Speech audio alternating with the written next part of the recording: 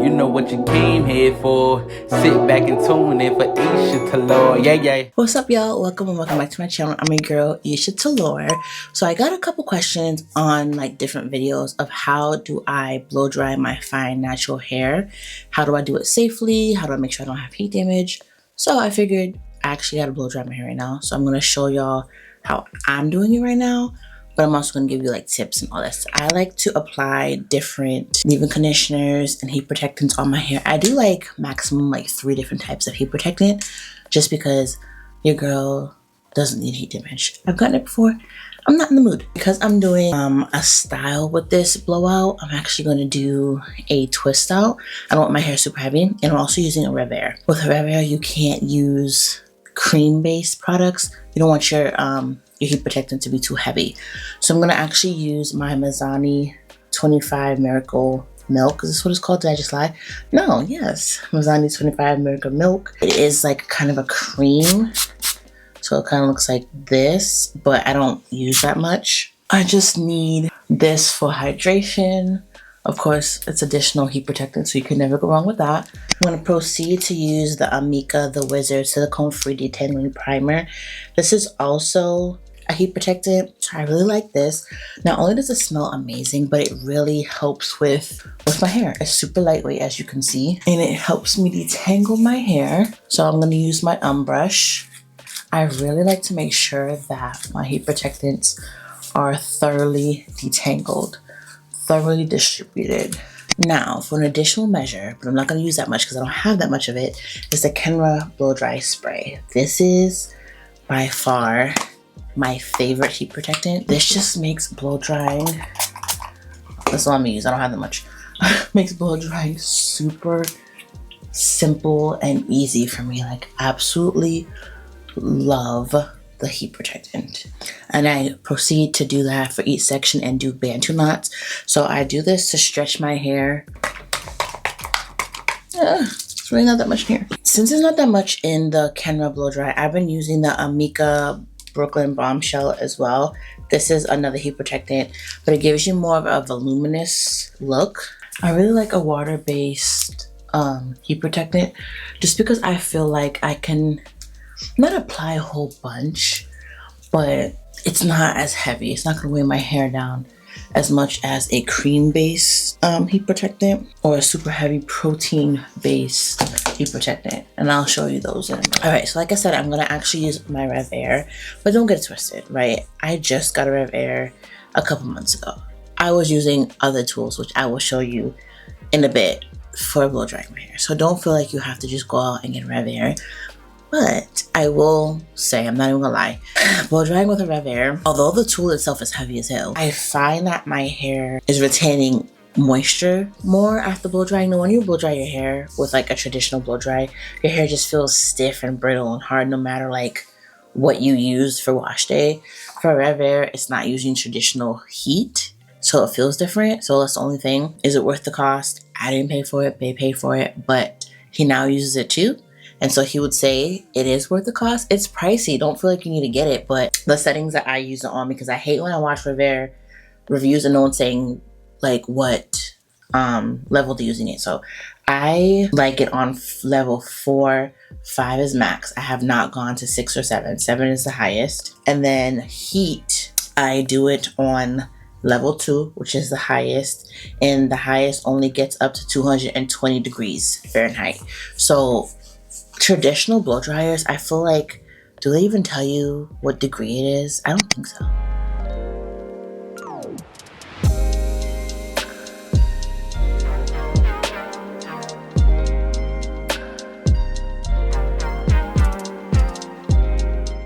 This bottom section was using tension 5.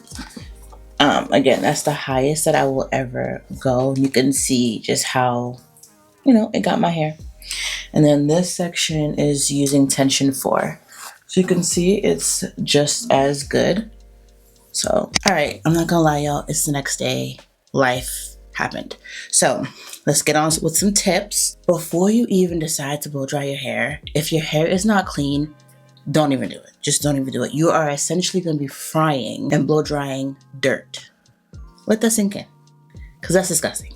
So the 3 shampoos that I typically do, I absolutely have to make sure that I clarify my hair. Y'all have seen this on my channel. If you're new here, welcome, subscribe. But the Kenvra clarifying shampoo is a shampoo that I absolutely will use every time I want to blow dry my hair, every time I want to flat iron my hair. This cleans your hair without stripping it. So I always go in with this shampoo, and then I follow up with a moisturizing shampoo that can either be like the Olaplex number 4. This shampoo actually right here, the Mizani Press Agent Thermal Smoothing Shampoo. This is considered a moisturizing shampoo. It's not a clarifying shampoo. So always make sure that you are using clarifying and then a moisturizing shampoo right after.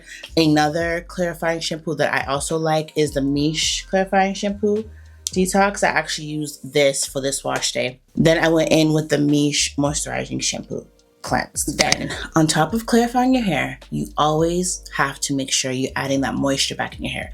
If you don't add moisture during your wash day, then your blow dry, your silk press, or whatever, it's going to be brittle. You're gonna be like, why does my hair feel way down? Why is my hair puffing back up? Why is it not sleek? It's because you didn't put that moisture in your hair during the wash day. So 3 deep conditioners that I absolutely love when I'm about to blow dry my hair. The number 1, well, there's no particular order. It all depends on my day, but the Amika Hydro Rush is absolutely my favorite deep conditioner. It just is an instant moisture mask. It's exactly what it says. Gives me the hydration I need. Staple. I also will use my Miche Indulge. This is actually what I used today. Well, yesterday. This wash day, child. This gives me instant moisture. I'm able to detangle, go underneath the dryer, whatever. And also, I always deep condition with heat, either with a steamer, a steam cap, or go underneath the dryer. Lastly, I really like the Mizani Moisture Fusion. I guess you're probably noticing everything is just moisture based. I don't typically do a protein treatment or a bonding mask before I blow dry. If I do, it'll be every other time, just because I'm finding that my heat protectants already have that ingredient in it. So I'm kind of like doubling up, and I don't like that. So I really make sure that I steam with these deep conditioners, go underneath the dryer, whatever, and I find that my hair is not as brittle when I blow dry. So I'm gonna give you some additional tips, and then I'm gonna get to some other heat protectants that I recommend, and even the heat protectants in my stash that I don't recommend. Okay, so keep watching. When you do decide to blow dry, do not blow dry on soaking wet hair. Let your hair air dry for a little bit. You saw that I applied my heat protectants in sections, then two knotted it and just did it through my whole head. That allowed my hair to essentially air dry with the heat protectant on it. I highly recommend that you kind of do it that way if you decide to blow dry your hair like on a damp state. Working sections, I kind of just said that. You don't want to just be blow drying your whole head. I see that on TikTok. No, it doesn't give you the sleek finish. Your hair doesn't actually really dry that way. Work in sections. If you don't want to have heat damage, don't use the highest setting. I don't use the highest setting on any of my blow dryers. Maybe the only one that I do is the one I'm about to show you in a minute, but that's just different, whatever. But just don't do it on the highest setting. When blow dry in a downward motion. Don't go like that unless you're completely done with your hair and you're just trying to make sure you get your roots. If you don't go in a downward motion, then your hair is just gonna end up being frizzy. Think of your hair cuticle, you're laying it flat when you're blow drying. If you go against that hair cuticle, then your hair will just be frizzy. And then if you're using a traditional blow dryer, unlike the Rev Air, make sure that you finish with a cool shot. That's just putting the blow dryer on a cool setting. Think of it as just cooling down your hair, right? Your hair is super hot and it's going to be prone to frizz with the hair being still hot. But if you do a cool shot, then you allow yourself to just like let that cuticle just close. Think of it that way. So the blow dryer that I actually really love, besides my Rev Air, of course, is the Conair Infinity Pro blow dryer. It's the paddle brush blow dryer. I absolutely love this just because I don't have to use a blow dryer and a brush at the same time. It's all in one. This doesn't snag my hair. It gets my hair super sleek. I have tons of videos using it. It honestly is very cost effective as well. I'll link everything that I mentioned in this video down below. But if you have to choose a blow dryer, I would say get this one if you are just doing a blowout. If you're doing a blowout and then heading towards a silk press, this is okay. It'll do the job, but I have something better. I love my Revlon. I don't know what it's really called. Everything will be linked down below, but blow dryer, as you can see, a round brush. And so this really gets to your roots a lot more than the Infinity Pro one. I think in my most recent silk press video, you saw that I used this just because it like really gets in there and reminds me of when I used to get my hair done at the Dominican salon. They used a round brush and a blow dryer. Again, I'm only one person and I'm not a stylist, and this is just easier to like get that sleekness. So if you desire your hair to be super sleek before a silk press, then I would say get this one. All right, now for some additional heat protectants. In my stash, the ones that I showed you are my ultimate favorite ones when doing a blow dry. I like more water-based heat protectants, but if you desire a serum when doing your blowouts, then I recommend these ones. I really love the Amica Blockade Heat Defense Serum. I did use this in a video. Hello. As like the last step before blowing out. It actually makes your hair very sleek, so you can do that as well. I double backed and started using my Chi Silk Infusion. Absolutely love this.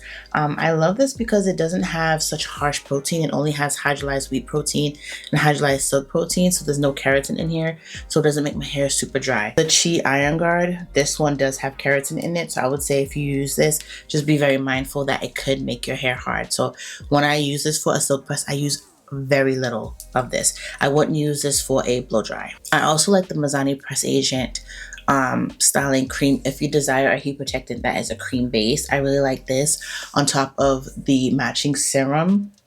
I say these two honestly are like pairs very well together. I don't use that as much because again, my hair is fine. I don't want my hair to be weighed down when doing a blowout or even a silk press, but I do have a video using the whole Mazzani line for a silk press, so I'll leave that for you to watch as well. So I do have the Tresemme Keratin Smooth Heat Protectant Spray. However, I personally do not recommend this one because it has keratin. Now that I know how protein works and the different levels of protein that I mentioned in my shorts, I'm staying away from keratin. Keratin is one of the harshest proteins, and if you don't need it, if your hair is not damaged and is not in need of protein, something like this can make your hair super hard. So I was like, I'm using this. This is a good heat protectant, but why is my hair super dry and kind of brittle after blow dry? It's because it literally has keratin. It's the 7th ingredient, so this is pretty concentrated. So instead of that one, I recommend the one in the black bottle. I don't have it anymore because I actually finished it. That one does not have keratin in it. So if you've ever realized that there's a difference, there is a difference. I hope this video helped you. I am definitely trying to be more of a natural that stretches their hair. I just find that that's a lot easier for me in my lifestyle right now. So let me know if you have any comments below. Let me know if you have any tips. What are your favorite heat protectants? If you have any, let me know in the comments below, and I will catch you guys in the next one. Don't forget to like, comment, and subscribe. Peace.